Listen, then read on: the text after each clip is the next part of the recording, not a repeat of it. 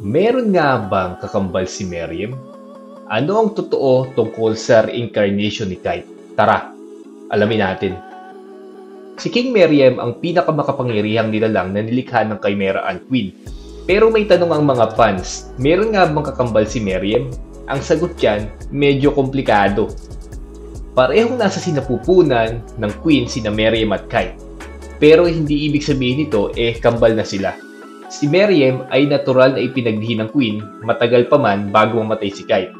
Ang rebirth ni Kite, isa lang itong kakaibang aksidente na posibleng resulta ng kanyang crisis at ability na pwede rin natin tawagin o sabihin na ito yung magkanyang post-mortem na nin. Habang si Miriam ay isang ganap na hari mula sa simula pa lamang, si Kite naman ay isang parang spiritual anomaly.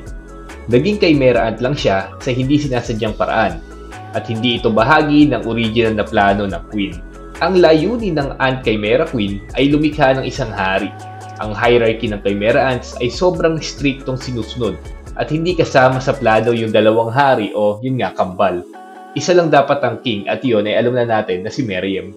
Pwede bang tawagin silang twins?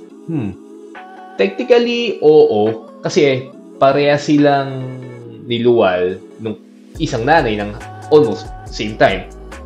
Pero kung titingnan natin yung context nito, si Miriam, natural na hari na ginawa ng Queen para sa pinakamataas na layunin, samantalang si Kite naman ay isang hindi inaasahang rebirth na posibleng yun nga gawa ng kanyang crisis that ability o pwede rin na post-mortem din.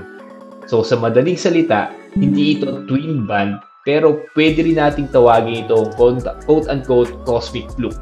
At kung iniisip mong si Kite ang dapat na maging totoong hari, hindi rin. Kasi ang papel nga ni Kite ay symbol siya ng resilience, muling pagsilang, at ang unpredictable na epekto ng Nen sa mundo ng Hunter x Hunter. O Hunter x Hunter, gaya sabi namin dati. Si Miriam, siya naman talagang nag-iisang tunay na hari. Kasi nga, pinanganak siya ng Queen at marami talagang nutrisyon na mula sa mga tao, at kung ano-anong organismo na kinain niya yung Queen para maging ganun siya kalakas. Ang katotohanan si Miriam ang isa at nag-iisang hari ng mga Chimera Art. Pero ano na ang mangyayari kay Kite? Isang kakaibang kwento yun pero hindi natin alam kung ano yung kanyang magiging papel sa trono unless i-reveal ito nung author na si Togashi, which is I think hindi na mangyayari. So, in conclusion, kambal ba sila? Hindi. Sino ang hari? Siyempre, si Miriam lang.